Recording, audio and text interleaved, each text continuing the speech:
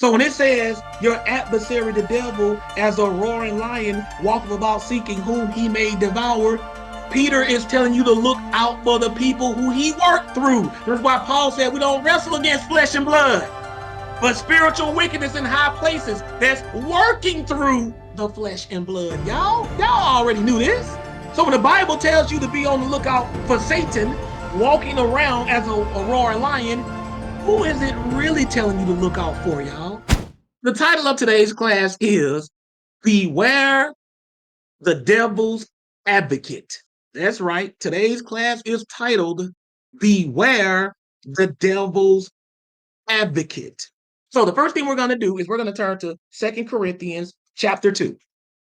Because Paul says something here that is very profound.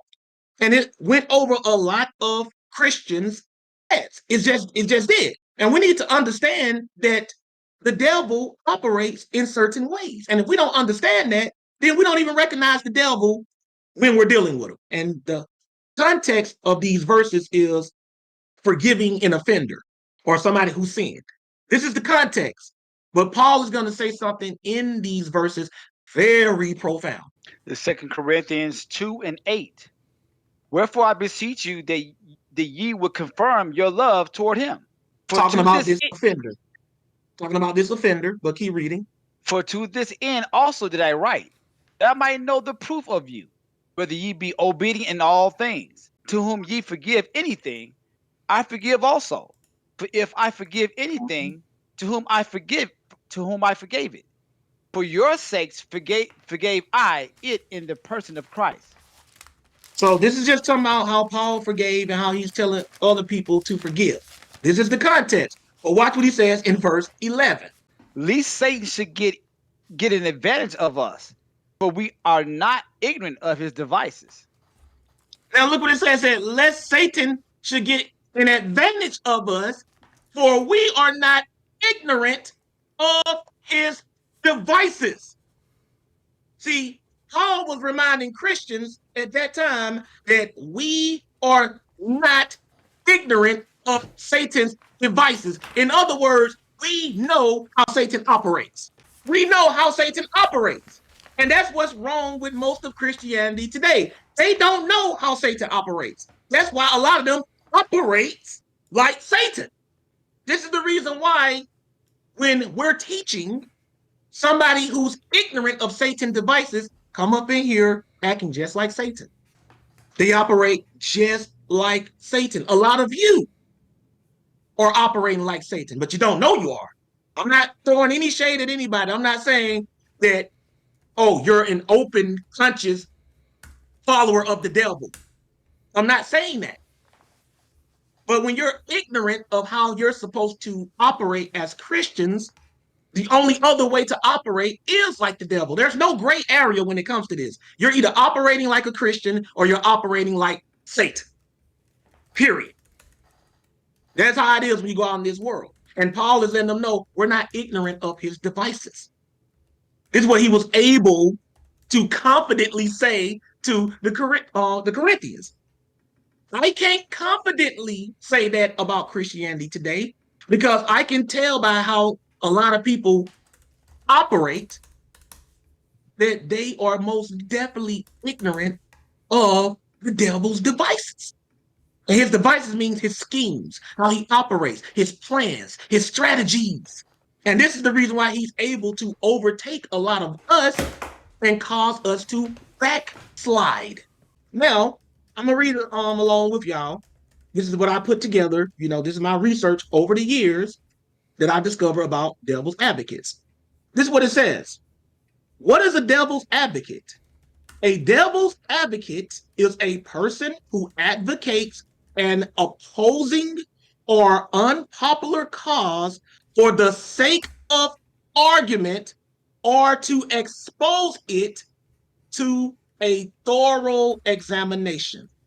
Now, if you go online and look up devil's advocate, and this particular definition comes from dictionary.com, you will see there are a lot of different definitions of devil's advocates. I'm picking the one that's pertaining to what we're talking about. But look what it says. A devil's advocate is a person who advocates an opposing or unpopular cause for the sake of argument. So, what do? They come in strictly for the sake of what, y'all? In the chat, on Clubhouse, come off your microphones. Kevin J. What do they do this for? Argument. To Argument. argue. So I'm letting y'all see right now that I'm not making up definitions. These are actual definitions. And if you notice in this definition, it didn't say a devil advocate is a person who advocates for the devil. It didn't say that, did it? Even though that's what it means. It just says they advocate an opposing or unpopular cause for the sake of argument or to expose it to a thorough examination. So they also come in to try to expose you. You know, when you say you're trying to expose somebody in a negative way, it usually means to try to show that they're wrong or to prove that they're a fraud. See, that's what devil advocates do. They only come in the argument and argue. And now we're going to go through the 8 characteristics. Don't scroll the screen yet because we can see the first 2. I put this together. Top 8 characteristics of the devil's advocate. Okay, scroll down, please, to the first one. It says, the devil's advocate is not interested in truth, only arguing or debating. That's the first thing y'all need to know about the devil's advocate. They are not interested in the truth. They're not trying to get to the truth. They're not trying to see if what the scriptures are really saying. They are only interested in arguing or debating. And I'm pretty sure a lot of you know people like this. That's all they're interested in.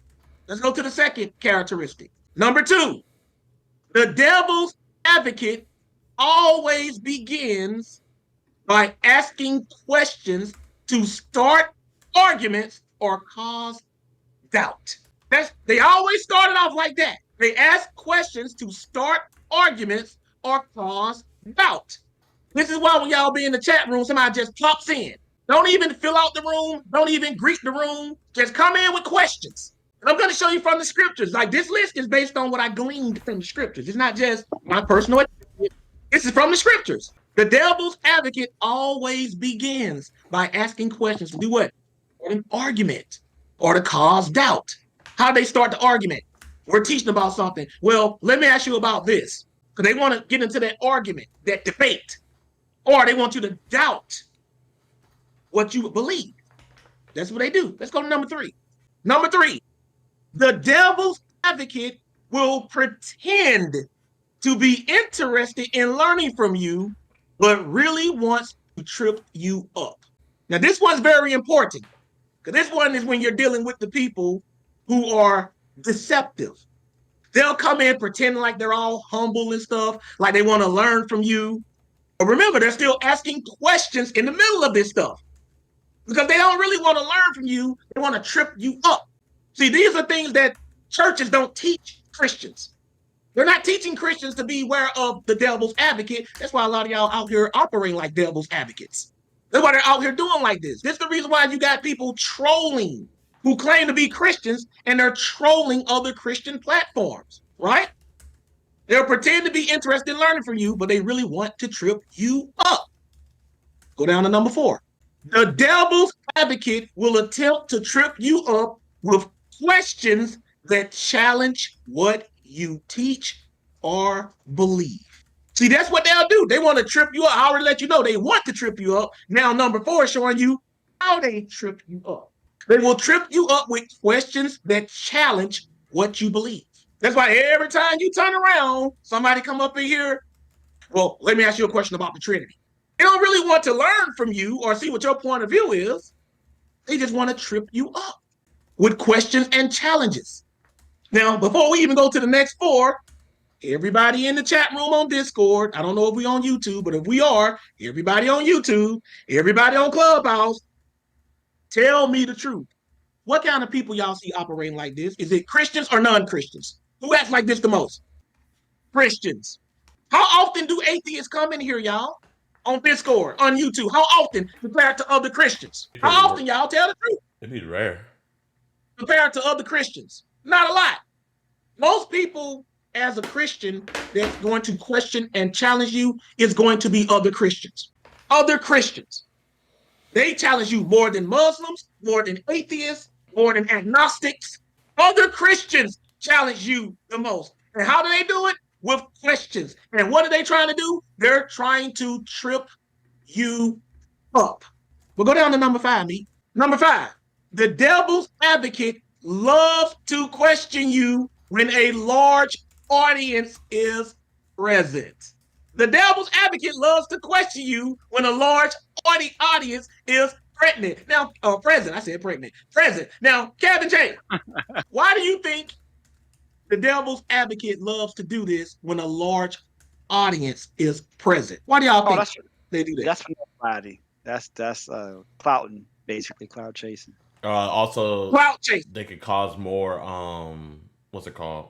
Confusion with more people around. Cause more confusions. People in the chat saying so in Discord, right? They love to do this. This is why they like to go into rooms. This is why they don't DM you. See, if they DM you, that's just you and them. No audience. So they come in here and they come in other platforms and they love spamming up your chat. They'll come in and just ask a random question, hoping that somebody in the audience will feed into it. Do y'all understand this? Do we see this in Christians, y'all? Tell the truth. Who do we see this in the most? Tell the truth. Christians, right? Yeah. Don't start trying to play like you don't see this. This is what Christians do. And then I'm going to show you from the Bible that this came from the devil. And then when I try to deal with these people the way Christ deal with them, I got people in the chat room saying, oh, let them talk. Let them talk. Give them a chance. Y'all are ignorant of the devil's devices. You're ignorant of the devil's devices. That's why I figured I had to do this class, because we're going to eventually transition into how this causes people to backslide in later classes. Because y'all are ignorant of the devil's devices. Nobody is even teaching you in church how to identify the devil. Christians don't really know who the devil is. That's why they decide what the devil is. That's why they jump right into a room like heretic. That's not how you identify the devil. Y'all operating just like them. I'm going to prove it. You got a lot of devil's advocates walking around here. And let me tell you, they love sitting among Christians. They love being in your audience. They don't go where other devil advocates are. They go where you are, where you're fellowshipping. Give me number 6, please, me. The devil's advocate loves to question you in the middle of you teaching or giving a sermon. That's when they love to interrupt. They can't wait for the class to be over. Now, I got a question right now. This is why we have the rules on Discord, to let y'all know none of that crap in the chat room until the sermon is over, until the class is over. They love to do it in the middle of you giving a presentation. Right when you're teaching, that's when they roll up. I've even had people coming here, they were so eager, man, when is the class over so I can ask some questions? Give me a W in the chat if y'all ever remember seeing somebody in the chat saying that before. When is the class over so I can ask some questions? Y'all know I'm not lying to y'all. Most of them can't wait for the class to be over, so they start asking questions in the middle of the class. A whole topic is going on. Somebody asks a random question that don't even have anything to do with the topic. They don't do that type of crap at their own church, though. You never see that. Not from a member. See, members don't do that. I'm trying to let y'all see this is how they operate. And some of you operate like this. I'm trying to save y'all from this stuff. Recognize it when you see it and don't do it yourself, right? Give me number 7, please, me. Now, here's this is one of the most important points. The devil's advocate never concedes or admits when he's wrong. He simply moves to his next question or challenge. See, they're never going to humble themselves and be like, oh, you right about that. You right about that. They're not even going to acknowledge it. Well, let me ask you this. Okay, well, let me ask you that. It's always going to be another question. Never them conceding to you, answering their question with scripture and showing that you are correct. They just move on to the next challenge or question. That's what they do. In the chat, give me a W if y'all have ever noticed this one. We've all seen this stuff, and we've all, including Brother Josh, have done it. We're not supposed to operate like this. The moment GiDeon reached out to me and we started studying together, not even 2 weeks in, I got GiDeon hitting me up. Somebody want to debate you. Somebody want to talk, ask you questions about what you believe. Pretty eager for somebody you don't even know. That's pretty eager. Do you think that the people who reached out to GiDeon sincerely wanted to learn from me? Or they just wanted to question or challenge me to trip me up? See, this is why Brother Josh always got his guard up. This is why I always got my guard up, because the devil's advocates are among us. They're agents. That's what y'all got to understand. They're secret agents. They're sitting right among us all the time, waiting for their opportunity to try to trip you up. Just like the video game Among Us. Yes, for my younger people in the chat, I know about that game too. It's real life Among Us. That's what it is. Number 8, the ultimate goal of the devil's advocate is to prove you wrong. Period. That's the ultimate goal. They don't want to learn from you. They're not interested in truth. Their ultimate goal is to prove you wrong. Whatever you're talking about, whatever you're teaching, whatever you believe, their ultimate goal is to prove you wrong. Now, as I said, Christians do this to each other the most, but that doesn't mean that excludes the Muslims and the atheists and everybody else. That's why Muslims always come in here. Y'all really think a Muslim is coming in here to learn Christianity? Do y'all really think that? Are y'all really that naive? No. If a Muslim is in here, unless they're just sitting quietly listening, you know they're just here to argue. They're here to prove you or your belief wrong. I mean, we know this stuff, but some of y'all have become so soft that y'all got this whole, oh, sympathetic, let's give him a chance. Oh, he's a Muslim. She's a Muslim. She's not here to learn. She's here to take you down. That is their MO. Jesus said, love the enemy. He didn't say, allow yourself to be fooled by the enemy. He never said that. So y'all, somewhere along the line, Christians start equating the word love with stupid. Just because you're supposed to love somebody doesn't mean that love is supposed to make you stupid towards what they're trying to see you. And that's why y'all be in the chat. Oh man, he just had a question, Josh. He just wanted to know. No, that's a Muslim. That is a Muslim. His only questions are supposed to achieve proving me, Christianity, and the Bible wrong. Same thing with an atheist. Atheists are not coming in here because they're open to the ideal of there being a God. If they were, they would listen to the whole sermon and ask sincere questions, challenges. These are devil's advocates. Even if you don't believe in the devil, you're still working for them. That's what we're doing. So just to go back up, just to review, I'm not going to break them all down. I'm just going to read them. Go back up to the top, please, on me. Just to review. Number 1, the devil's advocate is not interested in truth, only arguing or debating.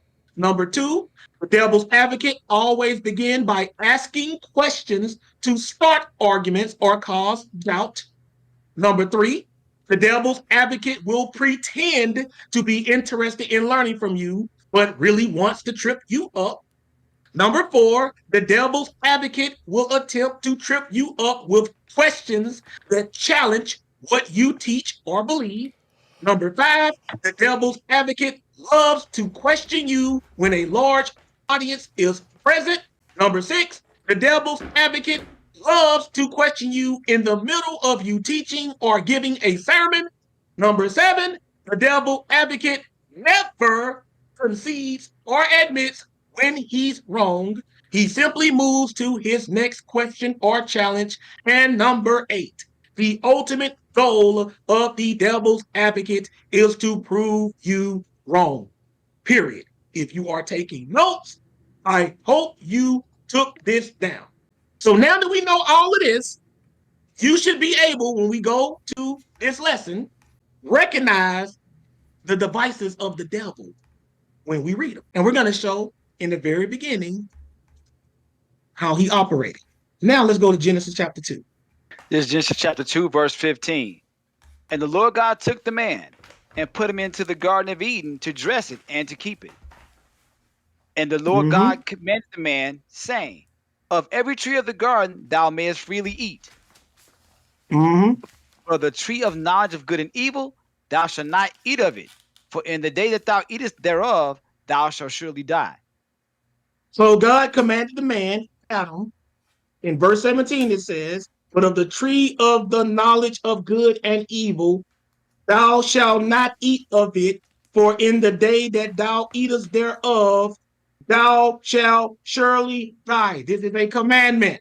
This is the very first thou shalt not God gave mankind.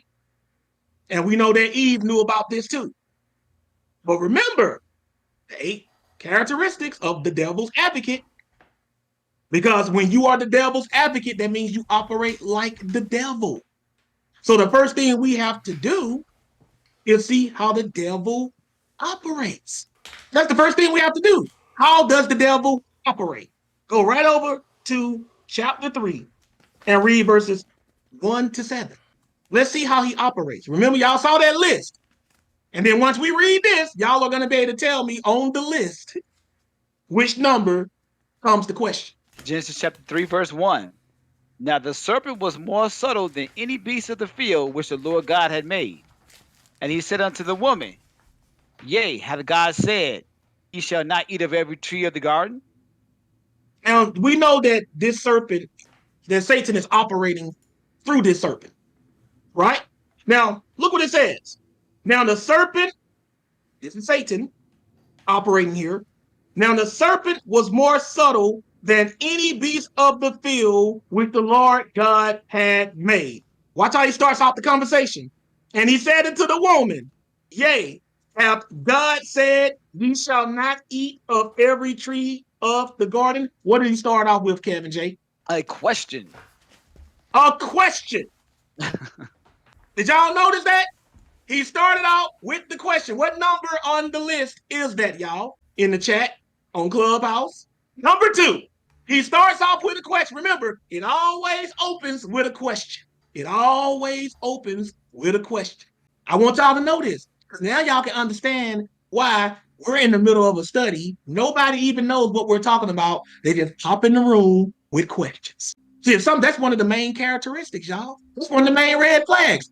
You don't even know what's being talked about, and you just come in with a random question, not even pertaining to what's on the table. Do y'all see this? I'm showing y'all. And everybody who ever comes in here and does that, what are they, y'all? Y'all tell me what they are. Are they atheists? Are they Muslims? What are they, chat room? What are they, Clubhouse? Who pops in? Christians. That's how the devil operates. Just come in, random question. They don't even be like, what are y'all talking about? They just pop in. Hey, let me ask y'all about this. See, that's how the devil operates. And notice that the devil is putting this question in the negative. He made it seem like the negative. See, this is the way God laid it out. God said, you can have all the trees but one. That's a pretty good deal. I get to eat of all these trees. There are 100 trees out here, and I get 99 except one. That's a pretty sweet deal right there. But look how the devil framed the question. He said, have God said, you shall not eat of every tree of the garden? God did not say that. See how the devil is already throwing negative shade on God's generosity? Now watch how Eve answers the question. Go ahead. Genesis 3 and 2. And the woman said unto the serpent, we may eat of the fruit of the trees of the garden, but of the fruit of the tree which is in the midst of the garden, God hath said, Ye shall not eat of it, neither shall ye touch it, lest ye die. Now I don't know if God said you should not touch it and it just wasn't recorded and she just repeated it right here, or she just being extra, you don't even want us to touch it. I don't know. The point is, she definitely knew the commandment. We're not supposed to eat of it, right? But notice, how did the devil first suck her in, Kevin J? With a what? Question. With a question. It always starts with that question. Now, I'm not saying that just because, we have Q&A every week. Y'all know that. Right. So I'm not saying just because you have a question that automatically means you're playing devil's advocate. That is not what I'm saying. I'm just showing you that questions are one of the devices of the devil. Matthew 22 and 37. Jesus said unto them, Thou shalt love the Lord thy God with all thy heart, and with all thy soul, and with all thy mind. Mm-hmm. And this is the first and great commandment. And the second is like unto it, Thou shalt love thy neighbor as thyself. On these two commandments hang all the law and the prophets. And again, did y'all notice that every time Jesus answered their questions, they never conceded? They just got quiet. Notice they didn't concede. They didn't say, okay, you're right, you got it. They just got quiet. When Jesus hit them with that question about John the Baptist, they got quiet. They said, we don't know. It said right here in verse 34 that when he silenced them, it don't say that they conceded to him, it just said he silenced them. Right. No concessions were made. That's how this always goes. Christianity is filled with devil's advocates, y'all. It's flooded with them. It's infested with them. They're like bed bugs. They come into the room. They hear me say something. I've been talking for 2.5 hours. They hear me say something. Oh, hey, what did he say? Dude, you just walked in the middle of something. You don't realize that? You don't even know the context of what I'm talking about. But you got to make sure you post in the chat to let everybody know that you're shocked by what you just heard. You're a devil's advocate. You work for the devil. You're behaving like he behaves. You want everybody to know how shocked you are in the chat by what I just said. Just wicked, y'all. I keep telling y'all, man, this is not good. We are, if Jesus came back today, I believe 5 to 10% of Christians would be saved. That's why I'm not in a hurry for Jesus to come back, man. We need more time. We need more time to get right. We need more time to get right. People like, I'm ready. Everybody be trying to rush the second coming, coming up with fake signs and prophecies. They trying to hurry Jesus here. No, Jesus, take your time. That's how I be. Take your time, Lord. I ain't in no hurry over here. Y'all ready for him to come back today? People think when Jesus come back, everything gonna get better. Yes, for the ones who we deem his servants. And a lot of us are not his servants. We think we are, but if we really examine ourselves and really dive into this word, you ain't no servant. You're a devil's advocate. You're quick to condemn somebody. You love judging other people. You talk about your neighbor behind his back. You stay instigating stuff. But you think he gonna say to you when he come back, well done, my good and faithful servant. We got to stop fooling ourselves. A lot of us are gonna be in for a rude awakening on Judgment Day. We're gonna come in with our chest out. I got this. And he gonna run down that whole list of basic stuff that you ain't been doing. I ain't even talking about no advanced stuff, basic stuff. You didn't even know that you're not supposed to be judging people just off the rip like that, that you're supposed to give people a chance. You didn't even know that, servant? Well, yeah, I knew it. Why didn't you do it? See, we know a lot of the stuff we're supposed to be doing, but we're really wicked. And we don't want to admit that. We don't want to cop to who we really are. Everybody want to justify themselves. Everybody want to be righteous. Even when you're showing them clearly, Christians don't supposed to do this, and this, and you're doing all of that. Be sober, be vigilant, because your adversary, the devil, as a roaring lion, walketh about, seeking whom he may devour. Do y'all think that when Peter says this, he meant a literal devil, the literal devil, walking around doing stuff to us? Is that how the devil operates? Like I he's always literally thought, like the individual. yeah, because didn't he say that in Job, walking around, going to and from? Yeah, I mean, yes, he's literally doing that. But do you think he's personally doing it? No. That's what I mean. No. Who's he doing? Who's doing it for him? Who's he working The through? people. The people. His agents, his advocates. That's how he's walking around. The individual Satan ain't dealing with you. You're not that important. You ain't important enough. You know how much of a threat you got to be to draw Satan actual personal attention? There's a hierarchy, people. We're so arrogant. I was dealing with Satan himself last night. So you're the one. Satan had to make a personal house call for you. Satan be like, I'll just let this low-ranking demon over here, I'll let him deal with you. It's still Satan. Don't get it twisted. It's still Satan, but it's not the personal individual Satan. He works through his agents. That's why when Jesus came on the scene, the devil himself showed up. Like, oh, this the one. Like, I ain't gonna send no demon or no fallen angel. No, I'm coming to talk to him myself. But when it comes to us, he just worked through other people. It's still him, though. I don't want y'all to think I'm saying it's not him. It's still as if it is him. But he works through his agents, his advocates. And he's using a lot of people. So when it says your adversary, the devil, as a roaring lion, walketh about seeking whom he may devour, Peter is telling you to look out for the people who he worked through. That's why Paul said we don't wrestle against flesh and blood, but spiritual wickedness in high places that's working through the flesh and blood. Y'all already knew this. So when the Bible tells you to be on the lookout for Satan walking around as a roaring lion, who is it really telling you to look out for, y'all? The devil's advocates, his agents, his children, his servants, however way you want to word it. That's who you're supposed to be looking for. Y'all wait for some specter to pop up in your face and start saying, ooh. You waiting for you to go in your house and your refrigerator door open up by itself and shut. Oh, that's the devil. Please. If you're looking for the devil, first place you need to start is in the mirror. That's the first place. Okay, whew. He ain't in me. He ain't using me. Now I got to make sure everybody else around me, not him. That's how you start. That's how true Christians first. The first place you look for the devil for is in you. Look in the mirror. Am I acting like the devil? Do I work for him? Okay, I'm clear. Now I got to go out and make sure everybody I associate with is clear too. And when you look around, you see a lot of people acting just like them. Don't you? You see a lot of people acting like them. Because all this stuff we've been reading. Guess what, y'all? Christians do this. Everything we've been reading with the questions, the challenges, the trying to put people on the spot, trying to embarrass each other, trying to start arguments, trying to start debates. Every single thing I named, Christians do this more than anybody. It's not even close.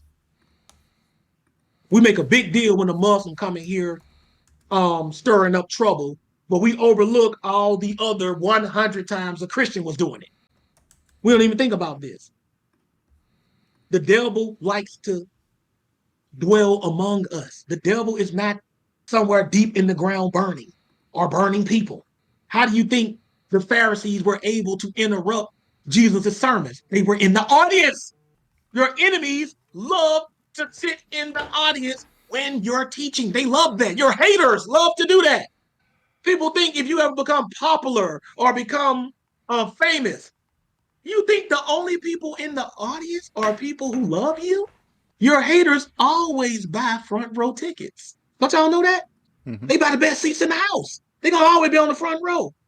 You know why they want to be on the front row? Because they want to make sure you hear them when they boo. They want to make sure you hear them. You can't hear somebody all the way in the back. They want to make sure you see them. So I'm not surprised if somebody coming here doing that. That's what the devil does. The devil like to send people right in your face. And it's hard to hate from a distance. So, sisters and brothers, I have shown you the devil's advocate. I gave you a list. And if you want a copy of this list, you can DM me. You can also DM Meat, because Meat has a copy of it too. He can send it to you too. Also, people on Clubhouse. Keanu can also email it to you if you want it, if you send her your email address. But I got this list. Y'all need to study this list. Do not let this class be the last time you study this list. Y'all need to know this because you are surrounded by devil's advocates. Sometimes your own parents will play devil's advocate with you. If you're under 18 and you're living in their house and you start talking about how you want to serve God a different way, they'll start hitting you with questions to trip you up. Sometimes your own parents will do it. So the next time we're doing the lesson, or you're doing a lesson, or you're in this room, or you're in somebody else's room, and you see somebody teaching, and somebody comes in the room carrying on like any of these characteristics, these 8 characteristics on this list, you be the first to call them out and be like, you're a DA. And that's what they stand for. Say, devil's advocate.